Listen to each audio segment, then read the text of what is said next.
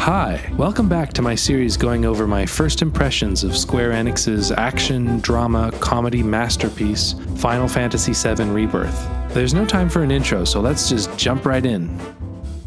Our first track today follows Cloud, Tifa, Sephiroth, and some dude with a buster sword as they begin their approach of Mount Nebel.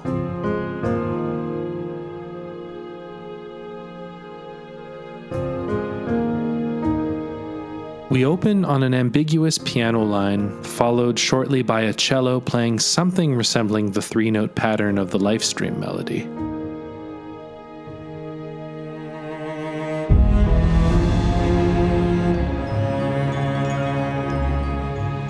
Afterward, rhythmic strings, a solo violin, and eventual brass triumphantly build and build, guiding us into the main section as the game's opening credits play and a lovely uplifting arrangement of the Final Fantasy VII main theme reveals itself.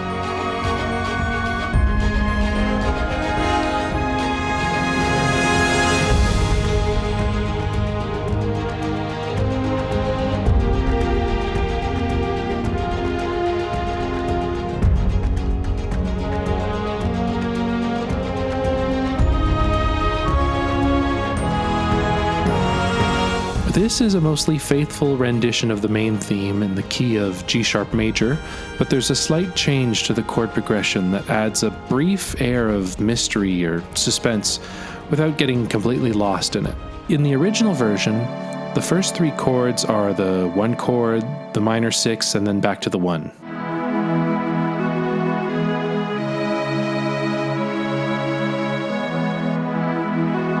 In Toward Mount Nebel, Shima doesn't give us that comfortable return to the 1. He instead has us stepping into unknown territory, an unknown journey, if you will.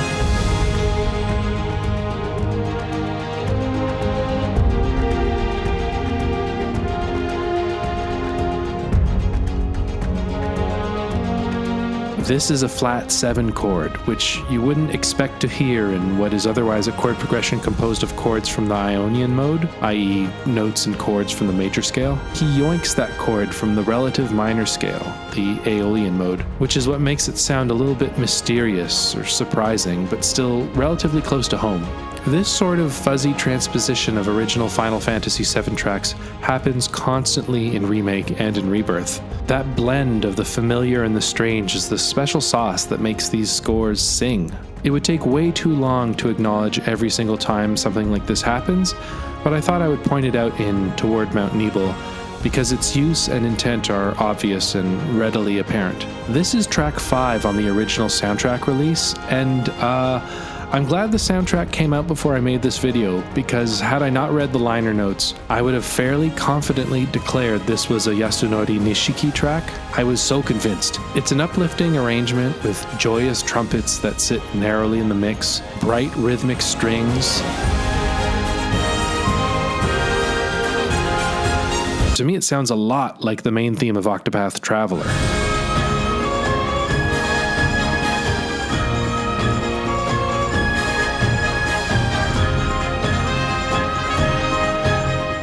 But yeah, it's Shotaro Shima. When in doubt, always bet on Shima. As you approach your first enemy, the track fades in a soft swelling outro of just piano and strings.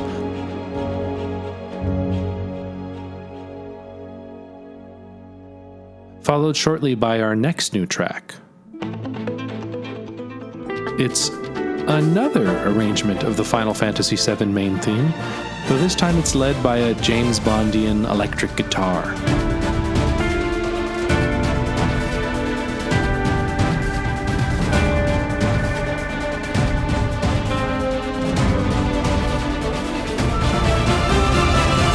This track is uncredited, but if I can hazard another guess, I'll say this one is Shima as well.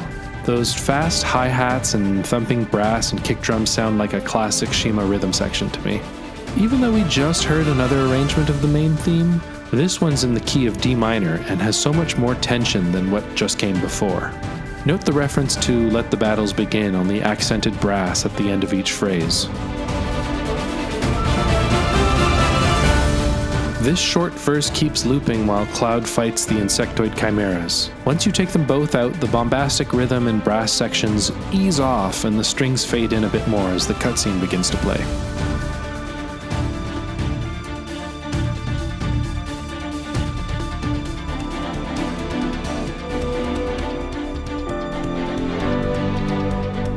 Once you regain control, we transition back to the more rhythmic mix, but with strings adding some new counter melodies and luscious flourishes.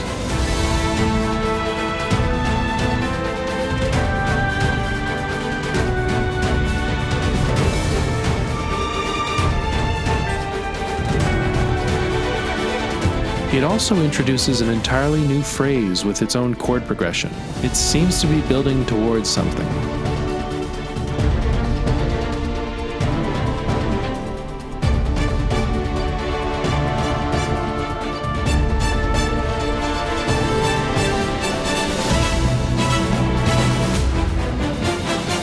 All instruments briefly get pulled as Tifa knocks an enemy out of the sky. After a momentary silence in which we acknowledge Tifa's supremacy, the track fades back in with a unique section leading into a new outro arrangement. There's more urgency to this section. Things are moving. The bright snare hits sound great, and I dig the sneaky riff from Let the Battles Begin on the xylophone and the flute.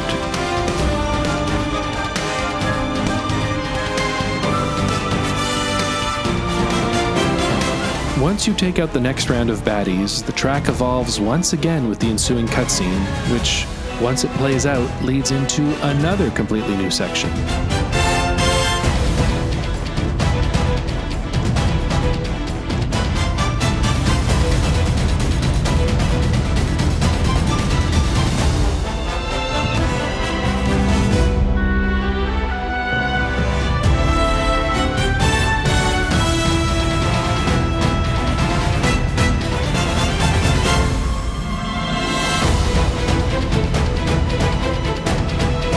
I honestly can't get over just how hard the arranger went with this track. It reminds me a lot of Shima's Scorpion Sentinel track from Remake. The way that track just kept sprawling and sprawling with every phase of that battle.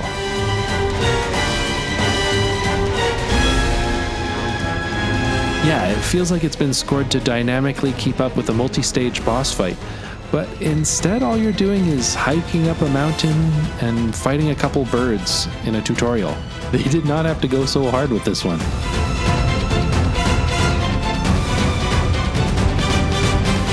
For a track that already started with a lot of tension, it's incredible the extent which they've been able to continually ramp up the urgency with each phase. Just hearing this, you can tell we are almost at the climax now. As, let's call him Loud Strife, takes out the final bird, the multi-part epic finale comes to a close. Jesus.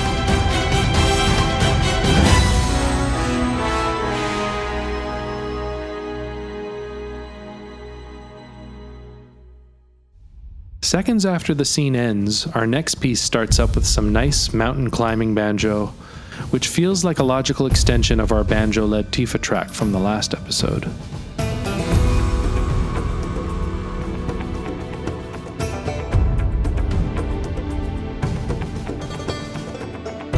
It doesn't take long to realize that this is another arrangement of the Final Fantasy VII main theme.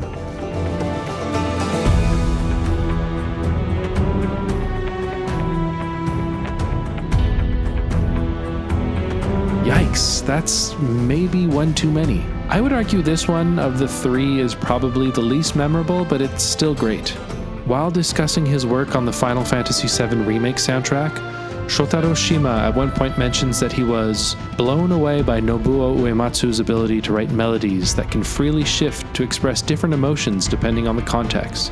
And I feel these three arrangements of the main theme do exactly that. Each one has its own feel, its own chord progressions, and its emotional core. I don't know how they snuck this by one of the suits at Square Enix, instead of just having one of these three tracks play throughout this entire Mount Nebel Ascension section, but I'm glad they did. I don't think I need to spend too much time on this arrangement. It sounds good, and I especially like the main hook during the battle variant.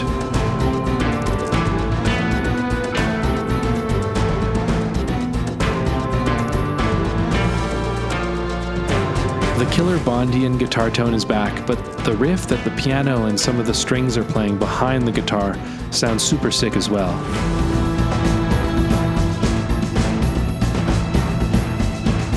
Not sure if it's explicitly evoking the piano riff from opening Bombing Mission, but it skirts around it in a neat way.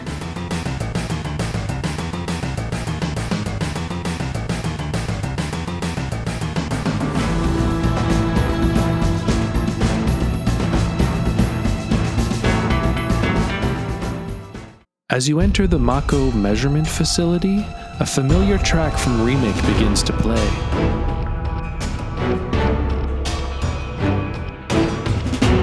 Not my favorite track from Remake, but I can see why they chose it. Maze of Scrap Metal first plays when you are making your way to Mako Reactor 5. This is similar to what's happening in Rebirth. A bit of busy work before getting to the source. Sure, why not? Once in combat, it plays Maze of Scrap Metal's battle variant, Critical Shot.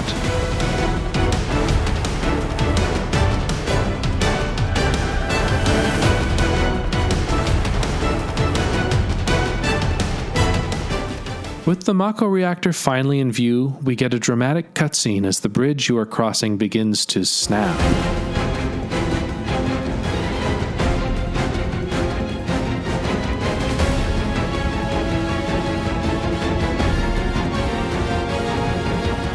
This sounds a lot like Yoshitaka Suzuki's work on Remake, and by that I mean it sounds, well, it seems like it came in pretty hot. What do I mean by that? For one, it's using somewhat dated virtual instruments, especially when compared to the quality of the brass and strings Shima typically employs. But that's often the nature of scoring cutscenes, or movies, or television, or commercial. If there's a last-minute edit to a video, your music cues might not line up anymore. If you've scored something with a live orchestra and you need those changes ASAP, that could be the kiss of death. But if you're working almost exclusively with virtual instruments, it's a lot easier to make last-minute changes, or heck, scrap a piece entirely and cobble something new together without having to book session musicians and a recording space. It's a trade-off, right? More creative freedom over sonic quality. That duality is at the heart of Final Fantasy XIV and XVI's lead composer, Masayoshi Soken's work. He primarily uses virtual instruments, largely because he likes the flexibility it provides him on projects. And it's true. In my series covering the soundtrack to Final Fantasy XVI, I mope about the sometimes shoddy quality of the virtual instruments used throughout that score.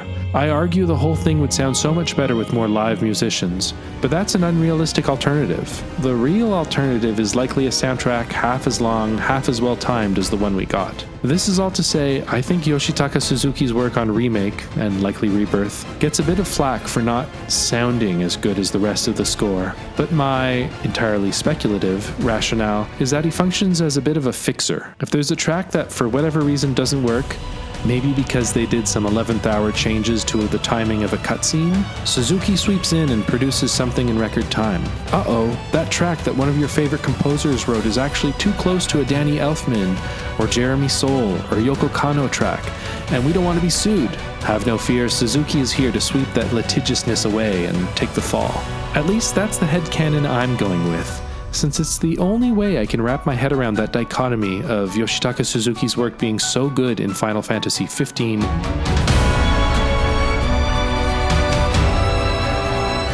and XVI, but remarkably underwhelming across Remake and Rebirth. Near the end of the cutscene, we hear a descending melody that sounds a bit like the main Genova melody.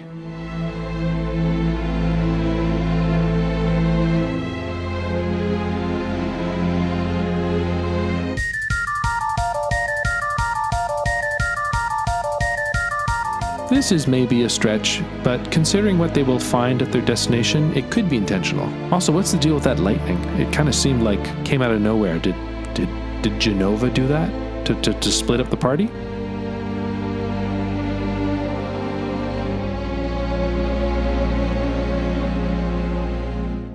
As Sephiroth begins to realize he maybe shouldn't be letting amateurs lead the charge, a great new piece begins to play.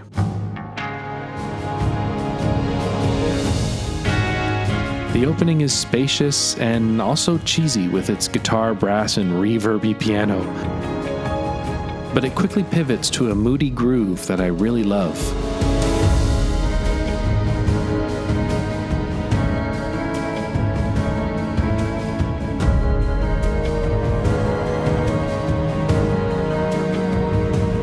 The mix of synths, electric piano, woodwinds, and occasional harp provide a lovely, subdued main hook. It's way more relaxed than what's come before it, while still having enough of that percussive foundation to keep us moving forward. The battle variant really kicks it up a notch with more aggressive strings and new percussive layers.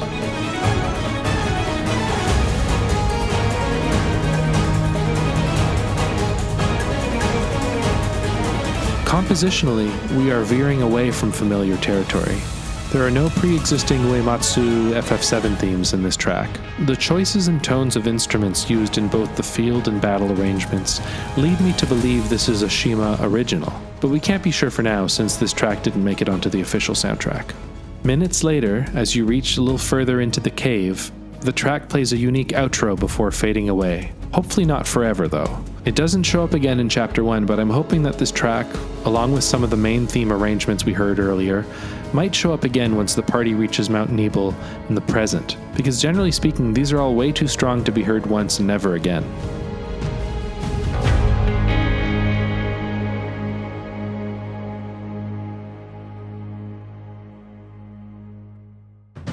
Alright, that'll do it for this episode. That's 9 more tracks from Chapter 1 in the bag. If we look at my spreadsheet, we'll see that of these 9 tracks, 3 of them made it onto the Rebirth original soundtrack, 2 of them are from Remake, and that leaves us with 4 tracks with unknown titles, unknown composers, unknown arrangers. I hope my series helps shed a light on some of these pieces that might have slipped through the cracks. We've still got a ways to go in Chapter 1, so I hope you'll stick around for the rest of the journey.